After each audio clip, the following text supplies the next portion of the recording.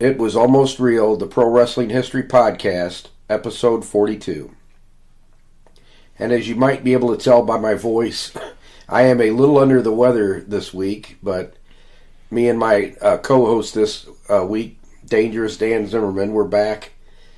Sans Caleb and Trey. I hope that you all enjoyed those episodes. You probably enjoyed them a lot more than me. And we'll get the boys back here in the future. Caleb will continue to be a regular contributor. We'll probably have him on the next podcast with us. But we wanted to get a podcast out for the second week in January. We're recording this on New Year's Eve morning, and I've been sick since Christmas Eve. So my oldest grandson was kind enough to share the stomach flu with me, which is about the only thing I'm really that susceptible to. Most of the time, I will take care of the kids because I don't get sick. But stomach flu is the one thing that I am susceptible to. Mm-hmm.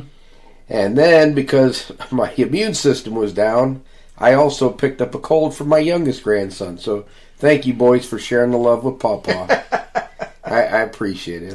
I wouldn't do anything different. Those boys are my pride and joy.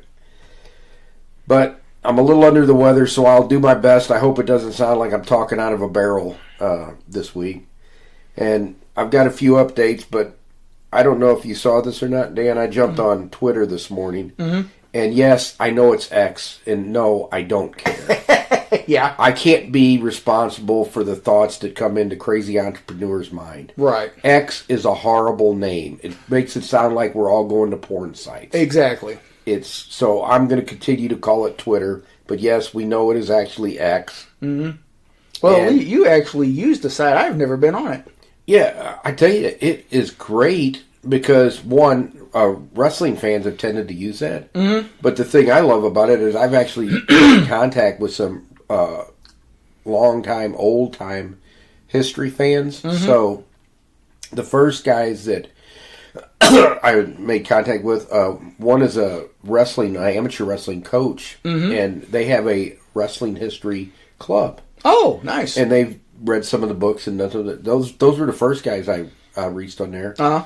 And then there's a couple of gentlemen I regularly correspond with on there now, just, back and forth. What do they call it now? Posting tweets. Right.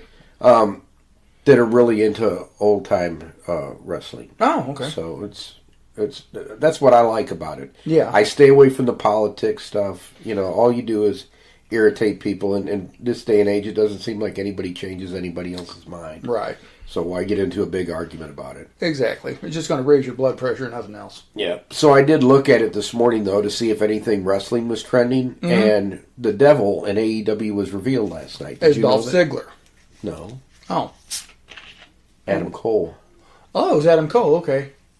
Well, why did I saw something that came up that said the Devil revealed as Dolph Ziggler? Well, the guys I saw, it was Adam Cole, and he dropped the mask on MJF after they beat the snot out of him. Oh, okay. And then Roderick Strong, Wardlow, Claudio Castagnoli, mm-hmm. and I guess his tag team partner were the Devil's Henchmen or whatever. Yeah. Which, to me, makes a lot of sense. Ziggler would have made some sense, too. Yeah. But, what I saw was Adam Cole and I have to admit, I didn't watch the show that it was on. Mm-hmm. So the Devil could have been Jim Cornette for all I know. But yeah. According to the Twitter I saw the day, and I saw numerous posts on it. Yeah. They said it was Adam Cole. Okay. Well, like I said, which you would have figured one of them was going to turn on the other one. Yeah. I usually use Google for my news sources, and I guess they've been kind of lacking lately in verifying stuff, or they're just making it up. Well, I've found, I don't watch the news anymore. I don't mm-hmm. really, because it's so extreme. I will look at the little Microsoft ticker for breaking news and stuff during the day, and once you've looked at them for a while, you could tell. So if I see a wrestling story from Sportskeeda, it's horrible. Yeah, I just skip it because it's clickbait, and there's mm-hmm. nothing about that headline that's going to be reflected in the story. Exactly. But if I see something from Sports Illustrated or a Wrestling Observer, I still consider Wrestling Observer a legitimate news site. I know Dave Meltzer is kind of a AEW fan, and that does color the reporting a little bit. Mm-hmm. But I also still think he's a legitimate journalist. Oh, yeah, absolutely. And the stuff that they put out there, at least, is true. Mm-hmm. You know, whether you agree with the viewpoint or not. Right, yeah, absolutely. He does have some journalistic integrity. Yeah, he does. Although his whole thing about it's the fans' responsibility to make sure that they could catch the end of the AEW show. No, it's not. No. You know, I had a funny anecdote about that one time. You know, they back when Jerry Lawler had his feud with Andy Kaufman. Andy Kaufman, I think, took a couple of pile drivers from Lawler in the ring, and it was getting right at the end of where the TV was going to run out. And Lawler was back there telling us, like, get that SOB out of the ring. It's going to cost us money if we go over. And apparently Kaufman got back to him and said, I'll pay for it. I'm staying here. Yeah. And he paid for the ambulance, too, that took him out of the arena. Uh-huh. Because they're like, that's going to cost money. He's like, I'll pay for it. Yeah. Get us an ambulance. Because he knew it would increase the interest in that. Oh, yeah, feud. Absolutely. That was wonderful. That was a genius move is what that was. Yeah. I tell you, I wish I would have been old enough to remember or was able to see that whole feud go down. Obviously, I did not watch the Late Show in the early 80s. So I've seen the slap since. Yeah.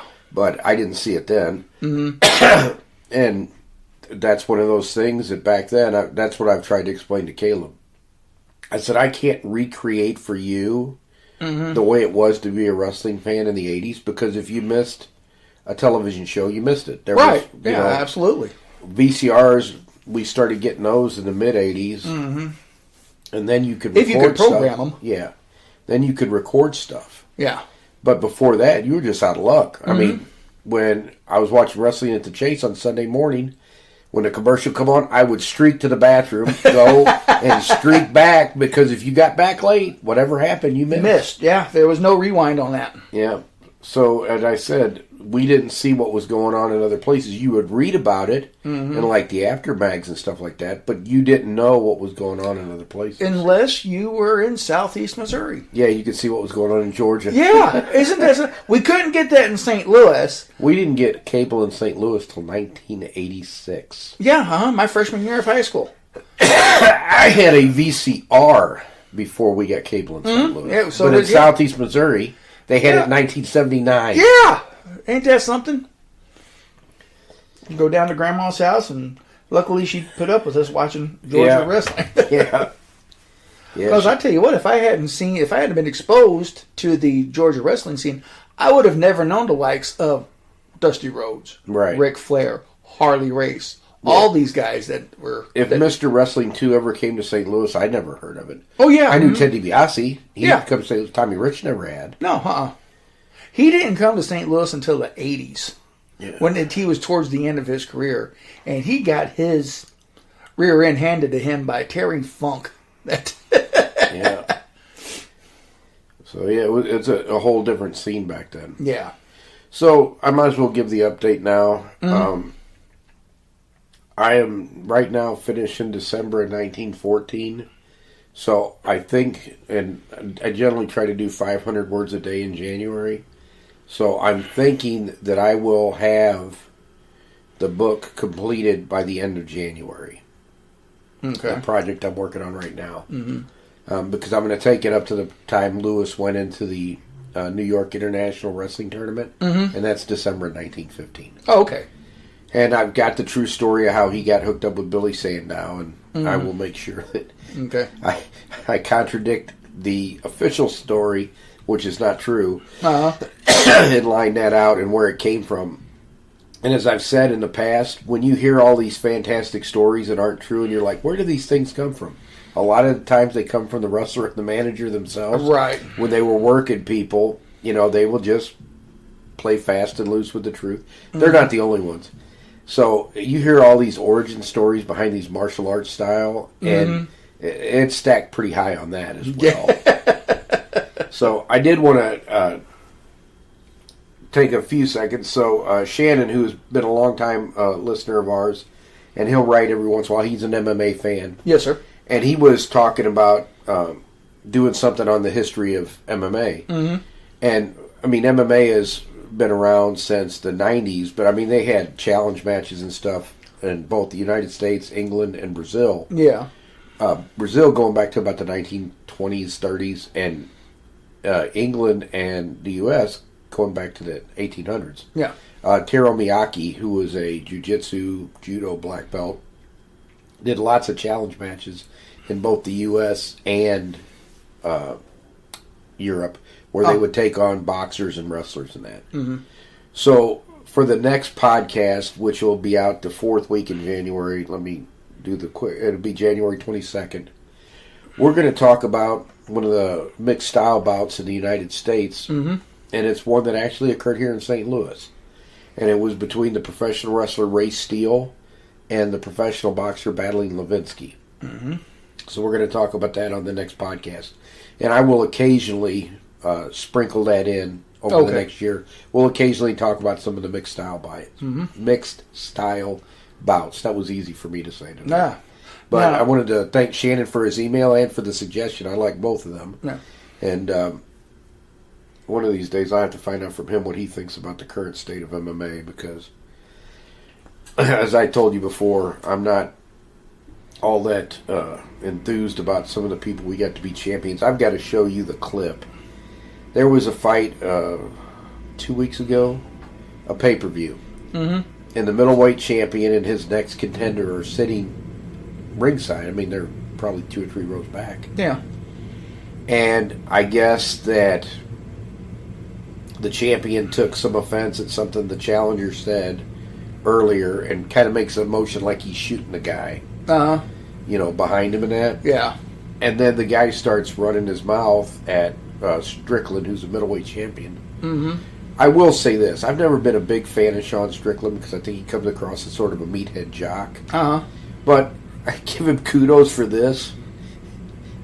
The challenger, Dracus Duplessis, is like, yeah, come on. Uh-huh. Like signaling.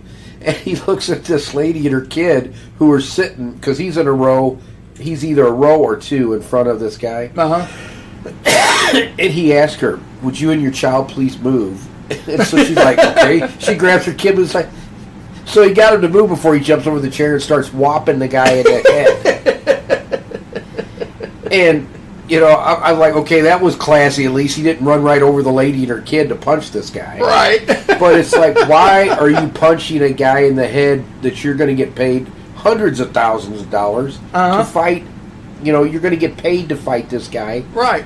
What are you getting by fighting with him in the crowd? And if you get hurt, or the athletic commissions have been known to suspend fighters for that for 6 months to a year, you get yourself suspended. Now you've put off the fight and you've put off your payday. Well, what are you doing that for? Could it have been a work to get and draw interest in the match? I don't think so. Because I would like to MMA is kind of going. Yeah, I would like to say it was a work and that these guys were playing it. No, I don't. No, you don't think so? Okay. No, because they kicked the guys out of the arena, and the middleweight champ's like he did something. It's like, yeah, you just got kicked out, and you embarrass yourself, and you might get yourself suspended. Right. But Strickland doesn't offend me nearly as much as the guy who lost on the card that night. Mm-hmm. If he'd have won, I'd have never watched the fight. And his name is Colby Covington. Okay. And this guy has made a habit. He's a fake bad guy, in my opinion. He tries to play the bad guy, but he's not very good at it, and he just comes off as kind of an idiot. But he's made racist statements in the past. Oh, gosh. To try to just generate heat. Yeah. He wants people to hate him, which he does a great job, but he, to me, has go-away heat.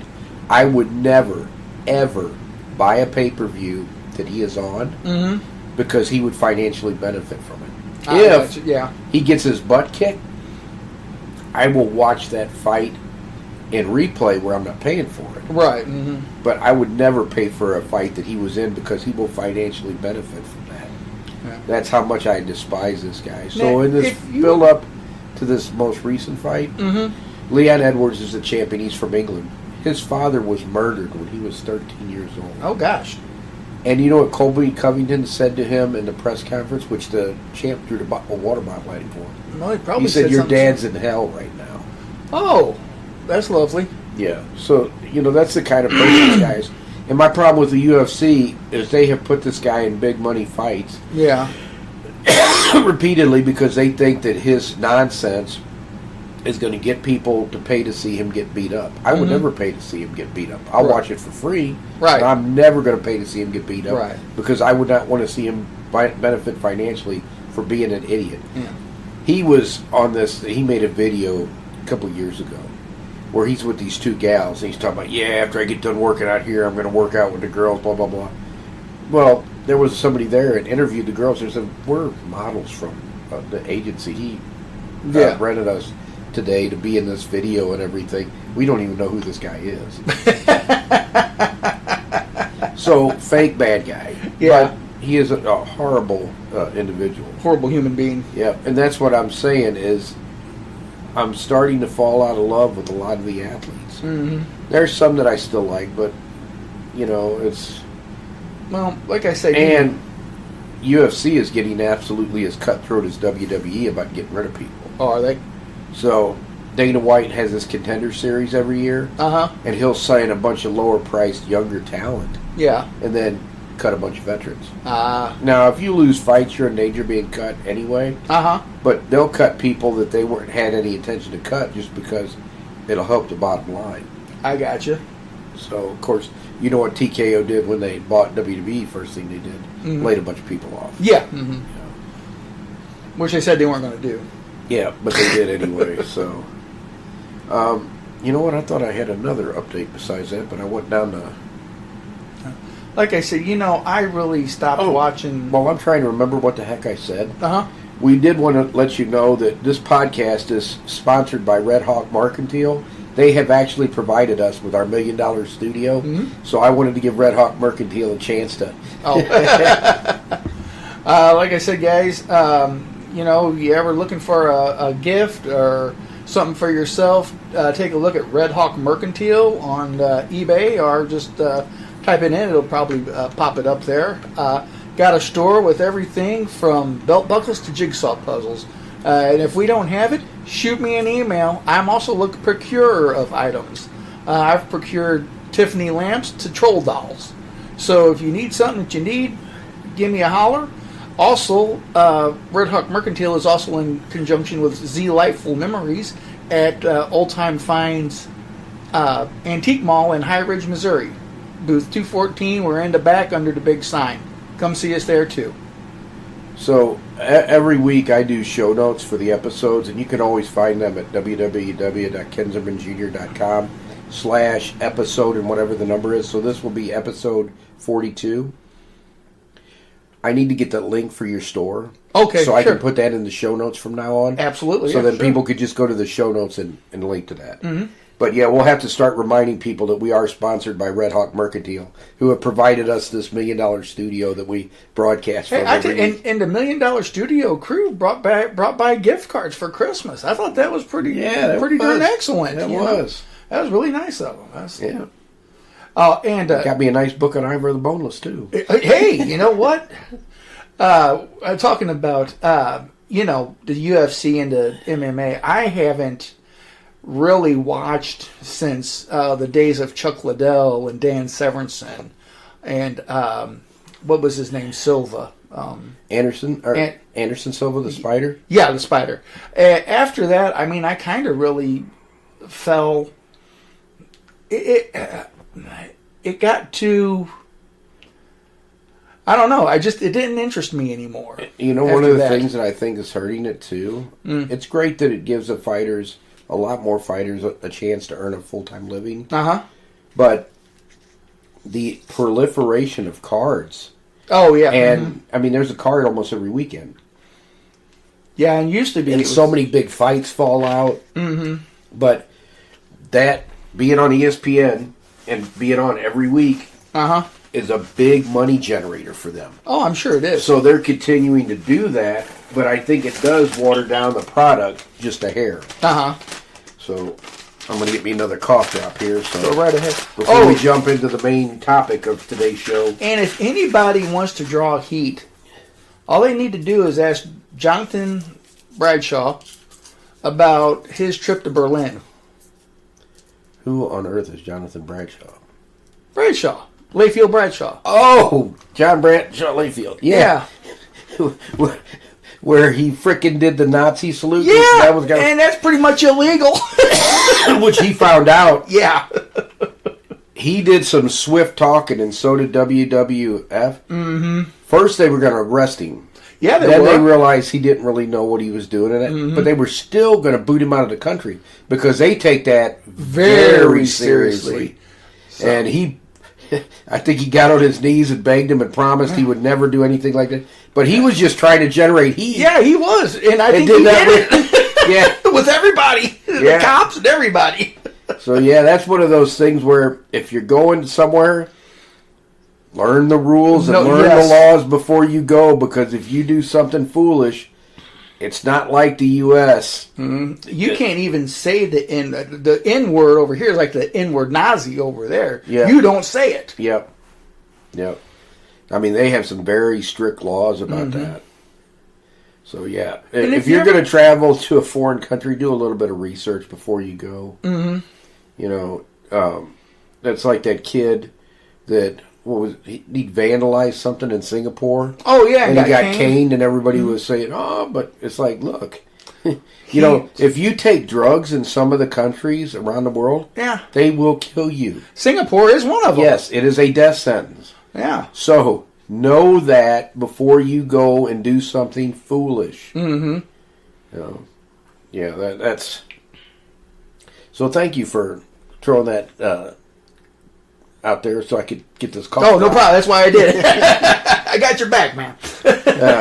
So the history portion for this week's episode is actually about gambling schemes. And if you talk about pro wrestling's unsavory reputation, a lot of it is because of these gambling schemes and the gambling schemes being exposed. Mm-hmm. So my very first experience with this is not the one I'm talking about today, but when Martin Farmer Burns was the American Heavyweight Wrestling Champion, which was the first catch-as-catch can wrestling championship in the United States. He was discovered to have been involved in a gambling scheme up in Minnesota, which killed the wrestling in that area for a while, and really hurt professional wrestling's reputation, because here you had the American Heavyweight Champion taking part in this gambling scheme. Mm-hmm. So what had happened, and I've heard of this from several different... I've heard of the same scheme with different players throughout the years. So I think this was something that had been done in the wrestling community for ages. Yeah. But in this particular one of Burns' frequent opponents, who he would work with quite a bit, was a guy named D.A. McMillan. Mm-hmm. And D.A. McMillan goes to this small town in Minnesota, and he's there for a week. And he's, a braggart and talking about all of this stuff. And he ends up challenging people to foot races in town and losing the bet. Mm-hmm. He challenged him to an arm wrestling and loses the bet. He challenges him to this and loses the bet. And it's all to set up because Martin Farmer Burns is coming through the town. Right. And McMillan says he is going to challenge the champion to a wrestling match, and he could beat him in a wrestling match. Well, everybody in the town's like, oh, this idiot. Because he's already lost all these races, and he was going to be the fastest foot race guy. Mm-hmm. He was going to do this. He was going to do that. And he didn't do any of it, of course. So they think, oh, this guy's a bum. Yeah. So Burns gets in town, and McMillan very loudly goes up and challenges him. Now, why the people didn't think, why on earth is the champion of America giving this schlub the time of day? Exactly. Yeah. I bet you every guy... It'd be like me going up and telling Roman Reigns, hey, I want to fight you. Yeah, exactly. Why would they give him the time of day? Right. But Burns says, okay, if you think you can beat me, Big Mouth, we'll wrestle on Thursday. Mm-hmm. You know, this is like a Tuesday came to night. And he was going through, I think he was going through to Minneapolis. So the whole town comes out, and they're going to bet that Farmer Burns is going to whoop this guy. Yeah. So this guy bets that he's going to win the first fall. Mm-hmm. Okay. So everybody in the town bets against him. They're Yeah. all betting on Burns. Well, guess who wins the first fall? D.A. McMillan, Yeah. under a different name. I forget what name he was using. Uh-huh. But he's under a different name. He's not D.A. D.A. McMillan. yeah. He's under a different name. Yeah. And now the fans, particularly the smarter one in the crowd, are going, okay, wait a minute. Exactly, yeah. Mm-hmm. So the second thing that he says is he's going to win the fastest fall. Mm-hmm. So not as many of the townspeople bet on it this time, Yeah. but still a significant portion are like, there's no way he's going to win the fastest fall. Uh-huh. Well, in the third fall, Burns wins that in like 3 minutes. Mm-hmm. So then everybody's money, they start, even the ones that were like, okay, wait a minute. Now they think, well, maybe this was a fluke, you know, because Burns won the next two falls in pretty dominant fashion. Yeah. So maybe this was a fluke. So even the skeptical people start putting money down that Burns was going to. And this is back when money was hard to come by. Yes. And McMillan beats Burns in 2 minutes for the fourth fall. Mm-hmm. And now the people are mad because yeah. they are like, there's no way. We've been taken. I was going to say, they've been hoodwinked. Yeah. So Burns comes out, beats him in like 5 minutes, and they hop the train and get the hell out of town, both of them. Let's go! Well, unfortunately for them, this had gained enough notoriety in this small little town that I can't remember if they were from Minneapolis or if they were from Fargo. One of the larger towns up there, whether it was Fargo, North Dakota, whether it was Minneapolis or St. Paul, Minnesota. One of the newspapers, you know what? It was the St. Paul. It was St. Paul. The Okay. St. Paul Daily Globe. One of the reporters from the St. Paul Daily Globe made the trip down to this small town. Oh, okay. And not only does he know that, okay, they're working a gambling scheme, which he writes up, he knows that the guy that's wrestling as Joe Schlub is D.A. McMillan. Ah. And he exposes in the St. Paul Daily Globe that the American heavyweight champion has just run a gambling scheme on these poor people, and his accomplice in this was D.A. McMillan. Ah. Kills wrestling in Minnesota for a year or two. I bet it did. And continues pro wrestling's unsavory reputation. So, flash forward, I'm doing research on this book on Strangler Lewis, and he's kind of expanded outside of Kentucky now. And he's wrestling in Birmingham, Alabama, and he's wrestling in Georgia. And he is going to wrestle a bunch of named guys in Birmingham. And one of the people he was originally going to wrestle was William Demetral. But the promoters in February of 1914, March of 1914, all of a sudden refused to book William Demetral. And the reason they refused to book him is because in October of 1913, Demetral, who is based out of Chicago, is talking with this Chicago photographer and tells him he's getting ready to go wrestle a match in Toledo, Ohio, where he's going to put a wrestler over. And if this photographer puts a bunch of money up, he's going to make a killing. So this photographer, William Schmidt, puts up $4,000. And they go to Toledo, Ohio, where Demetral is supposed to put the guy over. Right. Demetral wrestles the guy for about 20 minutes. The guy collapses face first on the mat. Out colder than a wedge. Referee declares Demetral the winner. So this photographer has now just lost $4,000. Yeah. The photographer smells a rat. Well, I'll tell you what, it smells like a big one to me. Yeah. So he tells Demetral and the Chicago Wrestling Syndicate, which was the promoters at the time, that he wants his money back or he's going to the authorities. Yeah. Well, they don't believe him, and they just kind of basically call his bluff. Well, this guy does go to the authorities. Mm-hmm. And they arrest Demetral for taking part in a fraudulent wrestling match. Yeah. And taking this guy's money by fraud. And Demetral leaves town for a while. Mm-hmm. Eventually, the suit is the thing is dropped. But the Birmingham promoters don't want the wrestling fans to think they're booking fake matches. Yeah. Mm-hmm. So they will not book Demetral. Ah. And again, this is the kind of stuff that hurt wrestlers and hurt wrestling back then, is when this kind of stuff was exposed. Mm-hmm. But eventually Schmidt decides to drop the charges. Because I'm sure a lawyer made it known to him that, yes, you are a victim, but you are also a perpetrator. Yeah. And you yourself could be charged with fraud because you took part in this scheme thinking you were taking somebody else for a killing. Right. Because $4,000 back then is a pretty good chunk of change. Yes. So he thought he was going to take somebody for some big money. Uh-huh. So your victim is also a perpetrator. And that's why a lot of the times these schemes didn't get prosecuted, but the bad publicity from them still had a detrimental effect on pro wrestling and pro wrestlers. Mm-hmm. And if you were considered somebody who had fake wrestling matches, it was hard for you to get booked. I bet it, yeah. Because people would be like, well, he faked, but how do we know he's not faking this time? Mm-hmm.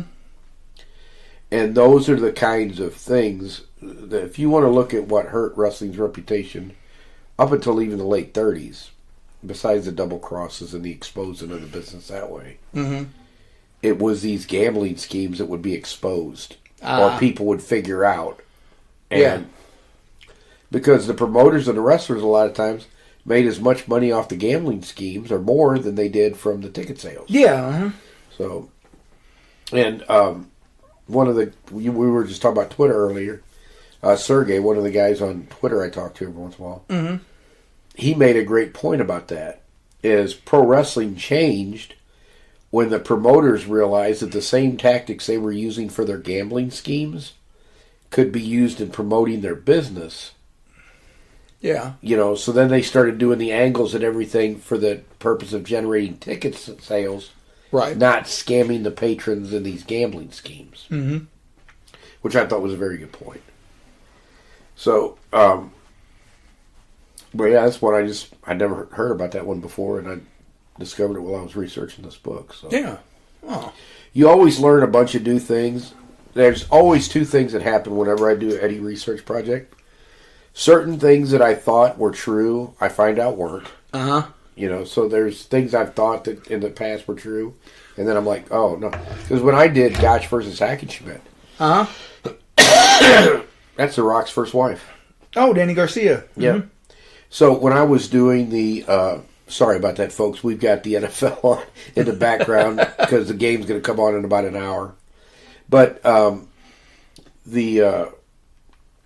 lost my train of thought there for a second, bud. You used Gotch and Hackenschmidt. Yeah, when I was researching Gotch and Hackenschmidt, I had thought that the story about Gotch paying the $5,000 to Ad Santel to purposely injure Hackenschmidt for the second match was true. I had heard Luthez say it on a documentary in the 90s. Yeah. And I hadn't really done any research into the matches or anything at that time. So I believed, oh, yeah, that's true. Yeah. Well, now I am 100% convinced that was never true. Ah, okay. So it was just a good, fancy story that came about. Hackenschmidt hurt his knee in training. Nobody purposely hurt him. And there ain't no way Gotch was paying anybody $500, much less $5,000, Right. to injure somebody he defeated so easily 3 years earlier. Right. After I read the details about the first match that he had with Hackenschmidt, I immediately started to doubt that story. Yeah. Because he had such an easy time with Hackenschmidt. Mm-hmm. And the second match, Hackenschmidt was even more debilitated because of the knee injury. He was already feeling the effects of the knee injury during the first match. In fact, he didn't wrestle for a while after that match because his knees were so bad. He was training other wrestlers, how he met Ad Santel, whose real name is Adolf Ernst. and trained him and was training a few other people. And that's initially, what he was doing. Uh-huh. But then he started feeling better and started thinking, you know what? I think that I can come back and I can actually wrestle. So he accepted the match with Gotch. But then when he started doing heavy training, that knee injury started coming back real bad. Started bothering him again. Up. Yeah. So, that's just... but I believe that story. Yeah. So after I read that, I'm like, I don't know about that. And then when you read all the circumstances around the second match... Now, do I think he paid Ad Santel $50 or $100 to tell him what was going on in the camp? Yep. Mm-hmm. And if Ad Santel is willing to let people think that he purposely injured his mentor, do you think he's not going to take $50 or $100 to tell Gotch, hey, his knee's all screwed up? Right. He can't train properly. But Hackenschmidt had a couple matches with Gotch's proteges, too. So Gotch was well aware that he was debilitated. Yeah. Mm-hmm. And Gotch got $13,000 for that second match with Hackenschmidt, which is a huge payoff. Oh, They yeah. drew 30,000 fans to that match. They wouldn't draw 30,000 fans to a wrestling match again until the 1930s with Londo's. Right. Mm-hmm. But he's not going to take almost half of what he made in that. Gotch was a smart businessman and also tight with a buck. He wasn't going to take half of what he made in that match to give to some other guy to hurt a guy he knew he could beat. Right. So, but that's some of the things I learned when I was doing that. You always learn something. Oh, something I thought is not correct. Mm-hmm. And you always learn new things that you didn't know in the past. Right, yeah. So, I had never heard about that gambling scheme before, but I was not surprised in the least because I've known about the gambling schemes. The story I told you, I have heard in relation to the original Dutch Mantel, not the guy that we like listening to and Right, yeah. entertained by, but the original Dutch Mantel, who's a shooter and a hooker. He trained Ron Fuller's grandpa, Roy Welch. Oh, uh-huh. And I've heard it in relation to Fred Grubmeyer, was these guys would go into a town and they would, bet people, I'll beat you in a foot race, I'll do this. They get beat. Yeah. And then they'd say, well, the one thing I do better than anything on this earth is I wrestle. Yeah. So they get the local champion. Hey, we got a guy down here. You're going to take him for big money. And he had a lot of money with him that he bet on himself. Mm-hmm. So he would bet everything he had that he was going to beat this guy. Mm-hmm. The town would, and then he would hook him and break something. Yeah. And then take all the money and leave. And I had heard Dutch Mantel had done that. Mm-hmm. I had heard Fred Grubmeyer had done that. So I think this was a fairly common practice when we're talking about that. Yeah. But so why don't we hop into our review? I think I beat that one to death this week. Okay. Any more questions about gambling schemes? No, but you're talking about stuff that's not true. I mean, so everything that Hulk Hogan's ever said is not true? I'm going to go out on a wide limb and say that almost everything that Hulk Hogan has ever said is not true. And the saddest thing about all of that is... What's that? He accomplished so much, he really doesn't need to embellish that much. I know. I know. But, he cured cancer. He talked these people out of doing this. Oh, he was the original bass player for Metallica. Yeah. Mm-hmm. The stuff he's done is enough. You don't have to make up all this nonsense. Sorry. I couldn't resist throwing that out there. That's okay. All right, but hey, you know what we forgot to do this week? What's that? We have not bashed Tony Khan's management of AEW this week. Well, you know what? No, we haven't. But I'm thinking that after the 20th... Maybe it's because I'm in the Christmas spirit. It could be. But you know what? After the 20th of April, or the 20th of this month, I'm sure we can bash him a lot because he's going to mess up our town. Oh, yeah, that's true.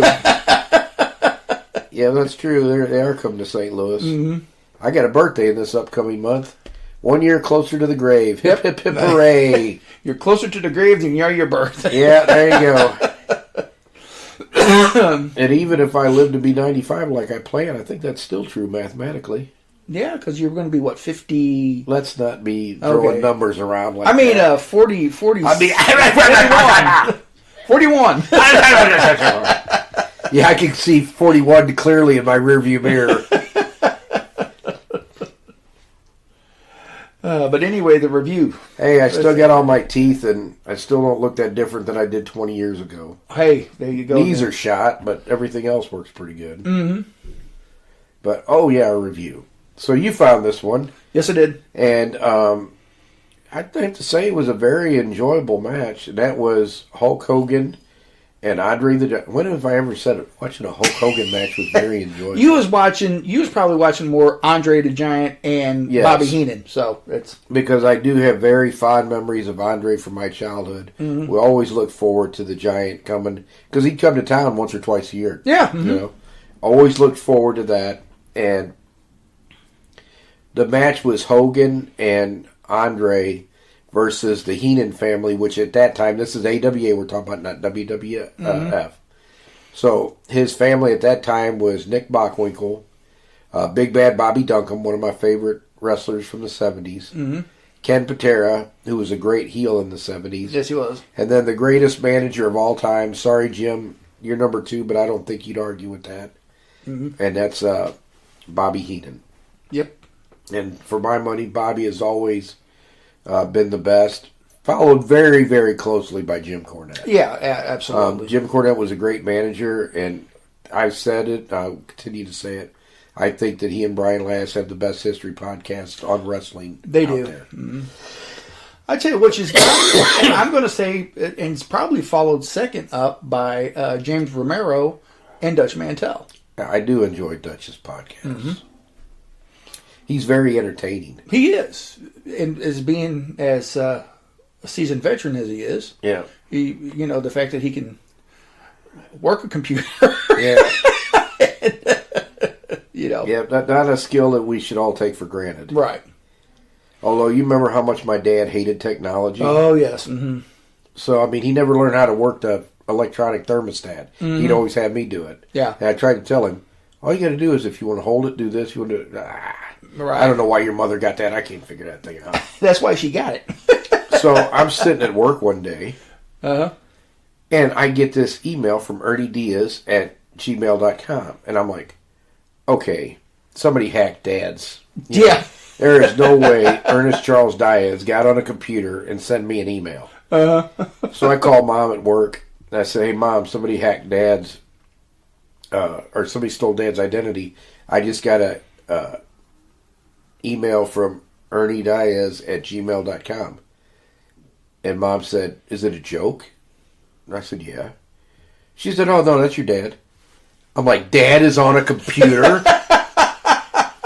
And it was one of the grandkids taught him how to use a computer and set up his email and everything. So how bad did it hurt when you fell out of that chair? Yeah. I was like, I guess it's the whole thing of the grandkids because I remember when I come home from TKD one night and Solomon had fallen and hit his mouth and his lip was a little swollen up. Mm-hmm. And I said, I know exactly what will take that swelling out. I said, go get me one of the fudge pops out of the freezer. And Caleb said, would you have ever let me have a freeze pop at almost 10 o'clock at night? No. Now go get me the fudge pop out of the freezer. And because grandkids are a completely different animal. Yeah. And I said, go get me the fudge pop. So he's like, pfft. He don't need a fudge pop. I said, are you getting up with him in the middle of the night or am I? Go get me the fudge pop. So I'm sitting there with him and he texted his sister because a little bit later I get this text from Katie. Who are you and what have you done with our father? Yeah, because the Ken Zimmerman of old would have been, get bent. Yeah. Yeah, I was like, yeah, give me that fudge pop. And it took the swelling right down. I'm sure it did. Mm-hmm. And so I kind of get it because Dad, if I ask him for $5, I got his life story. Yeah. But he'd be sitting there, and he'd say, Trey, go make me one of my sodas like I like, would you, buddy? So he'd go in there and make Dad one of his cream sodas with just the right amount of ice cubes and everything. Mm-hmm. He'd come back and Dad give him $2. Yeah. I said, Dad, they're not waiters and waitresses. You ain't got to tip them. Yeah. And he said, you are so cheap. And this is the man that wouldn't run the air conditioner in the car for love nor money. Because it used too much gas. Yeah. I asked him for $5. I got his. You know what I did for $5 when I was your age? No, but I'm going to hear it every time I ask you for $5. Had to walk uphill 2 ways dig 12-mile trenches. Yeah. And then But the grandkids come around and he's doling it out like war. Oh, yeah. Hey, here you go, here. Put that in your pocket. A little spending money for later. So I think we were going to talk about this review eventually. yeah. But, yeah, grandkids have a effect on grandparents. I could vouch for that. So, but yeah, he actually, before Dad passed, got on the computer and would send and receive email. Ah, okay. So I think I've seen it all. That probably shocked me more than him running the AC when I took him to his doctor's appointment. Oh, yeah, because you almost wrecked the car that day. Yeah, I almost hit the garage backing out. I'm like, what? Roll the window, turn on the AC. I can't take that anymore. I was like, well, hell, why couldn't that have happened 10 years ago when I was riding around with you? That's a good thing. When we got our own cars, we could do what we wanted. Yes, I actually ran the AC. I told my kids, I said, you don't know how good you got it. Well, but every time the AC would go out in the car, I would drive it. Oh. Because I would be like, you was used to this it. is my childhood. Yeah. I said, I got that good Ernest Charles Diaz training. We never turned the AC on in a car. Well, like my dad would say. Well, You know what? I bet you if he didn't need the heat to defrost the freaking windows, he would've probably would turned try it to on. ride us around without heat, too. You know, my... Wear a big coat. You'll be fine. You know, your dad and my dad were kind of one of the same. Well, he's like, well, you know what? He says, they got 255 air conditioning on this car. Yep. 2 windows down and 55 miles an hour. If I had a dime for every time Dad told me that. I'd have a house full of dimes. Yeah. Okay. This match, it was pretty entertaining, and it was built on the old thing. Everybody wanted to see Bobby Heenan get his butt kicked. Mm-hmm. So the whole match, which went longer than I thought. About 27 minutes. Yeah. Yeah. The whole build-up in this match was to Hogan and Andre getting their hands on Bobby. Mm-hmm. So for most of the match, Bockwinkel and Duncombe and Patera were in there, for the most part, getting their butts kicked. Yeah. They would get a little heat on Andre and Hogan at some certain points, but for the most part, they were just getting helped. But my favorite was when Patera's sitting on the mat and Andre just sits on it. Oh, God, it looked like a boulder fall. It had to look like a building falling. Ah! If I'd have seen it coming down at me, I think I'd have been moving. I think I would have said it, and then I would have done it. But at the end of the match, of course, they finally get their hands on Bobby, and they beat him around pretty good. Although I said the stiffest thing I saw in that whole match was when the referee Leo Nomalini, who had been a football player and he had wrestled for Vern back in the day, he's the special referee. When he hit Bobby, Oh, yeah. like, heck, that looks harder than anything Hogan or Andre hit him with. Yeah. And that would look like it actually hurt. I think my favorite part of the match was when they had Bobby Heenan in the corner and Andre was laying up against him, and all you see was these 2 little T-Rex arms slapping on him. That was hilarious. Yeah, Bobby was something else. And you notice he spent a lot of time going from one side to the other. Don't tag me. Yeah. Well, from the very beginning of the match, when Hogan and Andre get in, the 4 heels get out, and Bobby goes and stands behind Ken Patera and pointing at Andre. So from the very beginning, they're setting it up that Bobby's going to be hiding and trying not to get in this match. Tell you what, Nick Bockwinkel took some good bumps in that match too. But of course, he's great though. He is. So. I was going to say Nick Bockwinkel is still one of the most underrated.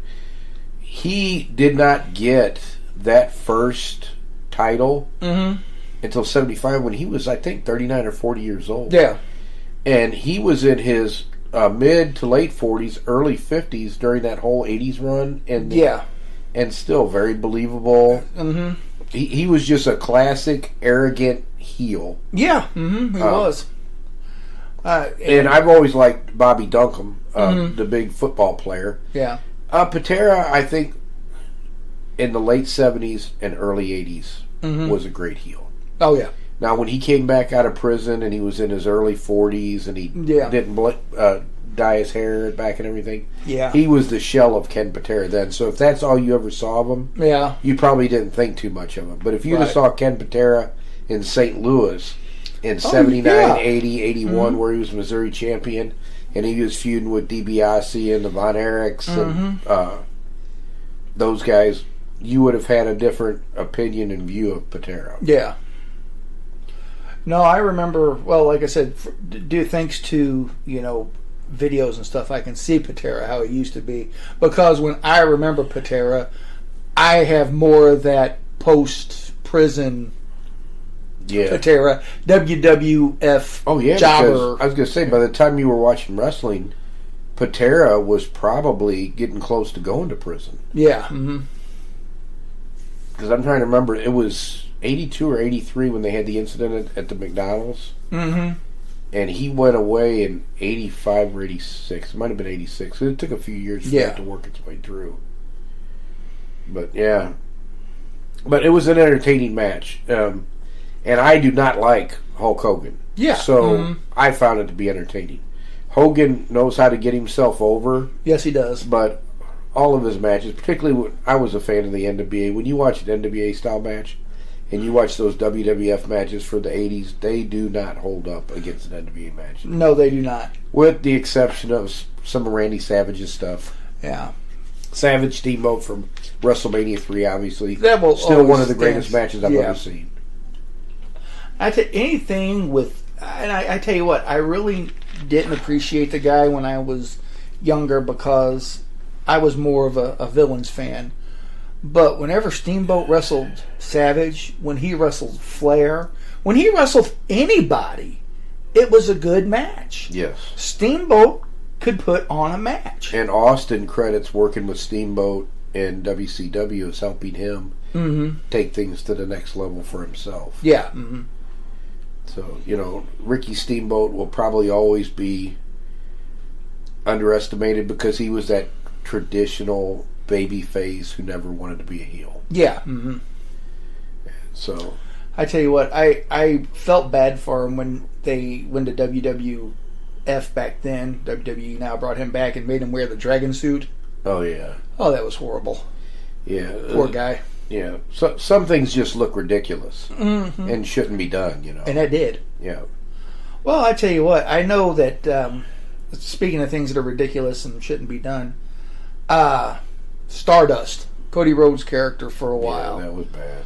But he made the right decision leaving. So now I'm going to say it because I have been very critical of Cody Rhodes as being the one to beat Roman Reigns. I actually see it now. I'm going to say one thing: as long as it's not CM Punk. Well, CM Punk is going to have a match with Seth, and that makes sense. Yeah, that must be. But it shouldn't be CM Punk beating Roman. That doesn't make any sense for a number of reasons. Well, no, it doesn't. But they were talking about how CM Punk is. He says, "Well, I'm going to fight Seth, and then I'm going to fight Roman, and then blah blah blah blah." And I don't think CM Punk should be the first person to beat Roman. I think that's Cody. I just don't think. I don't think you have the same build for CM Punk. And if there's a wrestler that overcomes lack of size better than most, it's CM Punk. But you're still talking about going against Roman Reigns. Yeah. And Cody is just big enough that he is believable as the underneath babyface against someone like Roman. Oh, and I was going to say, he's such a babyface. He's got rainbows shooting out of his rear end. He is one of the few guys that really seems to enjoy that babyface role. The reason you don't have good babyfaces anymore, most of them don't want to go out there and shake hands with the fans and do all that. And he does. But he does, and he really seems to enjoy it. And that's what you need out of a babyface. Dusty loved it when the fans came over and celebrated with him. And Cody seems to have that way about him as well. Right. And he's doing very well. And I didn't see it before, but I can see him being the one to beat Roman now. Think so? Yeah, I can see that happening. Doesn't mean WWE is going to do it, although I have more faith that Triple H is going to do stuff that makes a lot more sense than Vince would. Well, yeah. Well, the thing is, Vince didn't know what day it was. In his day, so say up into the early 2000s. Yeah. Vince is the greatest wrestling promoter in the history of wrestling. Oh, yeah. Love him or hate him. I don't like what he did to the territory system. Right. His predatory business practices. Vince knew how to promote pro wrestling. Exactly. He could sell the sizzle over the steak. And nobody did it as well as Vince did. Yep. And Vince could get stories over really well. Mm-hmm. But over that last 15 years, he started doing things that abused himself because he didn't have any competition. Right.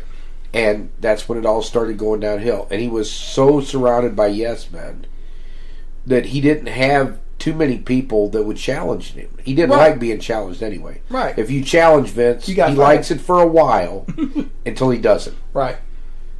But he didn't have anybody around him to challenge him, and he just continued to do stupid crap and just ran fans off in droves. Mm-hmm. So I have a lot more faith that Paul Levesque, a wrestler known as Triple H, mm-hmm. will take the company in a more sensical direction. It'll make more sense. I would hope so. It's going to have to. I mean, it couldn't get much... I was going to say, could it get much worse? No, Yeah, so... Well, we are almost at an hour, and I would say that's a good stopping off point. My voice has made it through this whole thing, so I'm happy for that. And thanks for propping me up this week. I knew you were doing more of the heavy lifting than usual. It's no problem. And so we will be back on the 22nd of January, and we will be talking about the mixed match between Battling Levinsky and Ray Steele. Maybe we can find out. Yeah, I wonder if we could find that on YouTube. What's that? That match. It doesn't exist. Okay. I think that we could find what we could do for a review that. I think that at least part of it, the Judo Gene LaBelle Milo Savage match, which happened in the 50s, is out there. Okay. That was a mixed styles match. It was a shoot. And of course, Gene LaBelle ate his lunch. Uh-huh. I think that's out there. Oh, okay. Well, we'll have to look that up then. Yeah. And then the bonus episode, I think we will do on January 29th. We'll have to decide. Maybe we'll have seen the Iron Claw by then, and we can review that. We'll do something. And then we'll be on our normal schedule of 3 a month for several months. We'll throw one more fourth episode in there some point during the year. Yeah, and I did want to say real quick that, we had tossed around the idea of going to the AEW just to see the live production. Right. Yeah. But I don't think that I can sit there for 4 hours. Yeah. When you were talking about that, I was like, it would be fair because I've not seen very much AEW outside of clips or matches from their show that they recorded. Right. And it would probably be fair to actually review one of their events, to be there and feel what it is. Yeah. But when I read what they were doing, I'm like, I don't know that I could do 4 hours. That's my problem with all these things, is they're way too long. Oh, yeah. You do an hour Ring of Honor, then you do the actual show. Collision. And then more ROH. And then more, yeah. So I can't sit there for 4 hours. No. And that's what, if they wouldn't make these things such marathons. If it was 2.5 to 3 hours like the old wrestling cards were that you would go see it. But I can't sit there for 5 hours and watch this. No, So I think we're going to have to pass on it at least this time around. Yeah. And maybe they'll finally come to their senses and quit doing these 5-hour marathon shows. Right. But anyway, that's my parting shot for this week. I usually don't take Tony to task for his booking or for the creative, because I think I would be probably just as bad. I look at it because I do history on this podcast, but also part of my past background, I was in management. I was a director. Yeah. I was in management for 23 of my 26 years. And I know what it's like to manage organizations, and I know what happens when you don't proactively manage your personnel. Yeah. And you are seeing with AEW and all the dysfunction, that is a direct product of Tony's unwillingness or inability to manage his personnel. And I was going to touch on that, Ken.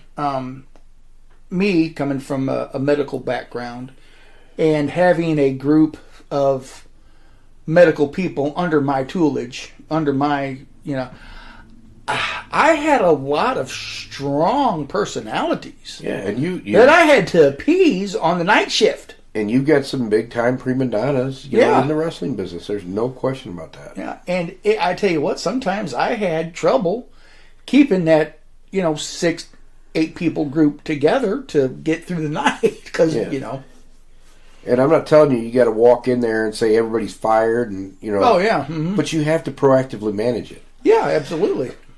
You've got to settle the conflict. Mm-hmm. And if they can't settle the conflict, then you tell them, I'm going to make changes. Mm-hmm. Exactly. You don't let one group run your top star out of the business because they just won't leave them alone. Right, Vice versa. And nobody's happy. The Bucks aren't happy about how it happened. Well, Omega's not happy about how it happened. Yeah. Punk's not happy about how it happened. All for different reasons. Mm-hmm. But Tony is not proactive. I don't think they think that they have been painted as the bad guys and they've never been able to defend themselves. I think even if they did defend themselves, they probably wouldn't do a very good job of it. But here's my thing, Ken. You shouldn't let your young wrestlers be executive vice presidents. Yes, that is the very first problem. Mm-hmm. Because none of them, with the exception of Cody Rhodes, ever acted like an executive vice president. Exactly. Cody liked being the face of the company. He liked going out and interacting with fans. He would go and meet with people outside of the company trying to generate company business. These guys are EVPs and title only. They don't act like it. If they were EVPs whose compensation was tied to the way the company performed, yes, exactly. they wouldn't be trying to run off their top star who gets them their first $1 million pay-per-view buy. Yeah, exactly. Or 1 million people pay-per-view, whatever it is. You wouldn't do that. Right. But because you're not, you're basically just taking Tony's money, and you've got a fancy title. Yeah, exactly. Then you do whatever the heck you want. And that, that's not an EVP. I've thought from the beginning that was just a joke. Yeah. And that he needed to take that away or tell him to start acting like it. Right. But, Tony Khan's not going to do that. No, So, I'm sure he'll give us plenty of fodder to chew at him about his management style. Oh, yeah. And let's be real. Under Vince, we had a lot to talk about there, too. Oh, we did. Yes, we did. Under Paul Levesque, don't think we're going to be seeing those same things. No, but I tell you what, if we do, we'll be the first to call him out on it. Exactly. I won't say, hey, Triple H, your booking sucks, but I'll say, Triple H, you need to get a hold of your personnel and, rein everybody in. And Jericho sent out a tweet storm about that brawl, but then he's taken it all down. Oh, yeah. Mm-hmm. And if you want to hear about that, Jim Cornette and Brian Last did a whole show about it that's up on YouTube.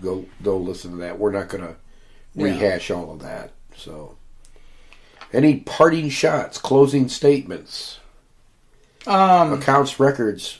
I got something to say. All right, go ahead. You know 2024 is an election year here in the United States. Yes, it is. So you know what we're going to hear a lot of for the next 11 months? I come before you to stand behind you and speak to something I know nothing about. Exactly. Mm-hmm. So, yeah, and I tell you what, I'm already getting calls on my phone that says spam alert. Yeah, people probably asking me who I'm going to vote for. Yeah, well, I tell you what, I don't even know who I'm going to vote for yet. So, Mickey the Mouse and Donald the Duck. Mm-hmm. I mean, this will probably be pretty brutal this year, to be honest. But yeah, I just don't watch the news. I ignore all of it. And you know what? I must be. What I don't like about any of this is the extremeness of our politics. Mm-hmm. That's what I don't like. Yeah. And I guess I'm turning into an old man, Ken. I tell you, the only reason I watch the news is for the weather. To see if I'm going to need an umbrella the next day or not. Yeah. Get out of the way. I can't see the Weather Channel. Exactly. And since I don't have cable, I got to... Yeah.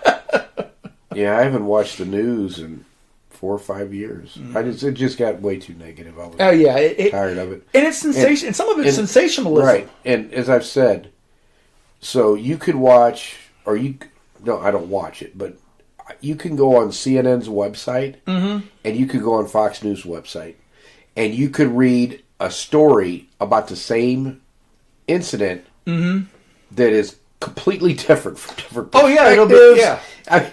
It's like, is there any facts that we report anymore, or is it just all opinion now? Exactly. I should be able to look at those two stories, and even though they have an ideological bent, I should be able to pick the facts out, and the facts should be the same in both. Exactly. That's what I expect out of journalism. But Yeah.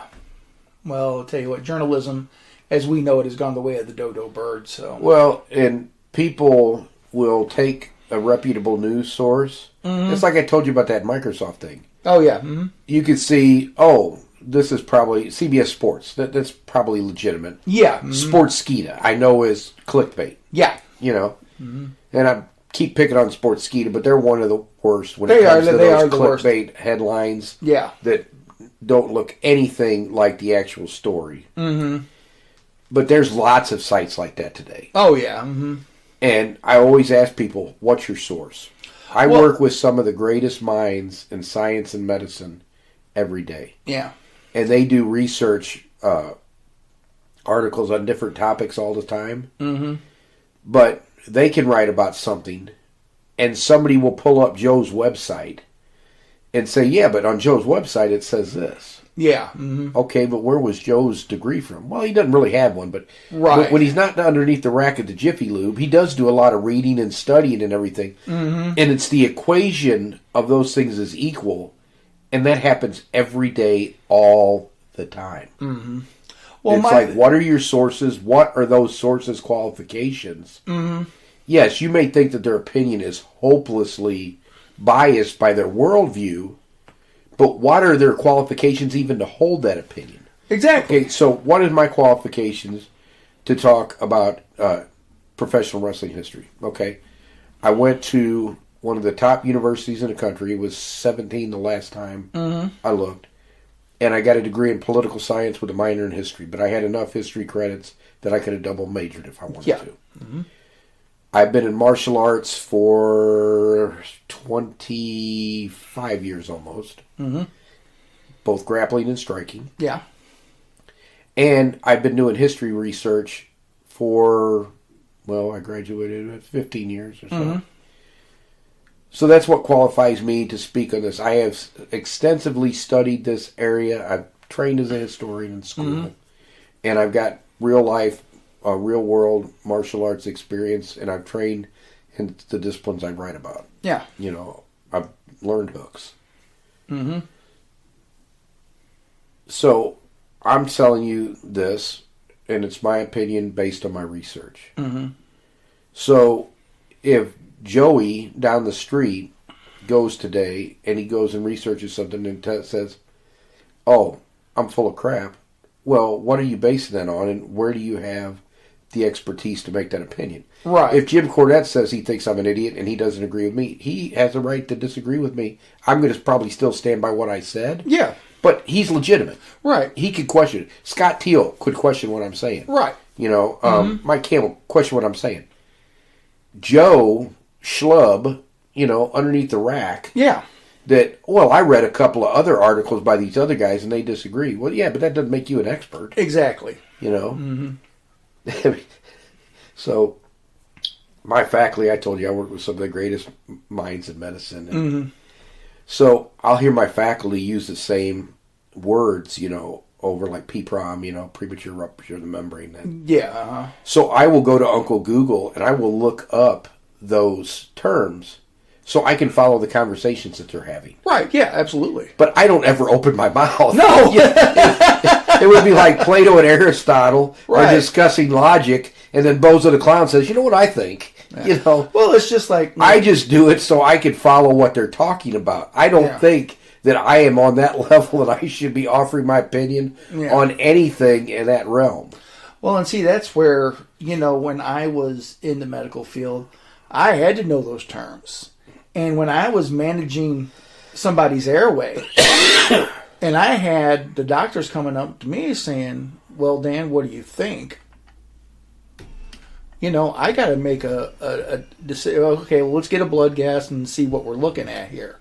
Because those doctors didn't know crap about vents. Right. Although I had been to school for 4 years. Right. And learned about, One of our faculty members, she looks very young.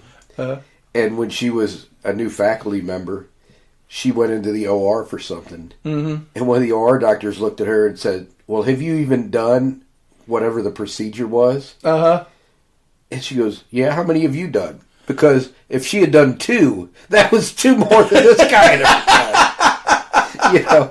But she looked so young. That's why he said, "Well, have you even done it?" Yeah. Yeah. How many have you done? Because Well, I am not getting paid to say this, and I'm not getting any monetary compensation or gifts or anything. But if you need to see an interventional radiologist, I would advise Dr. Alvarez at St. Mary's.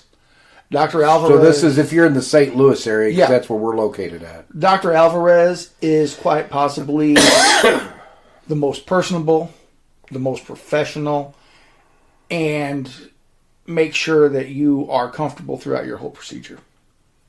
I have not had a better doctor since. That's awesome. So we endorse Dr. Yes. Alvarez. Yes, we do. Mm-hmm. And so if you're in St. Louis, you can look him up. Yes.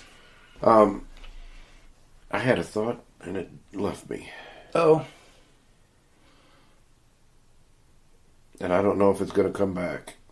You get used to that sort of thing in my time of life. What? Heck, I tell you what, man. You think my train of thought leaves the station without being fully boarded all the time. Oh, and it came back to me now. What we're saying is, check your sources. All sources are not created equal. Mm-hmm. So I think we beat the heck out of everything. Oh, yeah, we have. Yeah, we started off with Tony Khan and ended up on our doctor. So there we go. Yeah, we ran the full gamut. A couple of things, we went around our elbow to get to our wrist, but we were doing our best here. So next episode will be on January 22nd, and we're planning to have a bonus episode, so January 29th. Yes, sir. And then we'll figure out what we're going to do in February. We don't know what we're going to do from one week to the next most of the time. So that's because of our limited bandwidth. Yeah, but if we can get the $1 Million Studios to upgrade their lines, we might be able to do a weekly podcast. Yeah, one of the problems I'm having right now is I have a day job that I love. And yes. We're just a little short-staffed. Mm-hmm. We're getting there, but we're a little short-staffed right now, so my bandwidth is probably going to be a little tighter than normal. Yeah. But I wouldn't have it any other way. And, I use mine for my businesses. Yeah. So, my online business, so. Yeah, but, supporting my faculty and fellows gives me a purpose higher than myself. Exactly. And running my businesses make me money so I can eat. So there you go. Eating is very encouraged. So with that, we hope you guys have a great week. Come on back in 2 weeks and listen to the next episode. And who knows what we'll gas about that. I think we're going to get Caleb in the studio for that one. Okay, sounds good. Sounds good. Like to see the young man again. So yeah. So all right. Until next time. Bye-bye, everybody. See ya.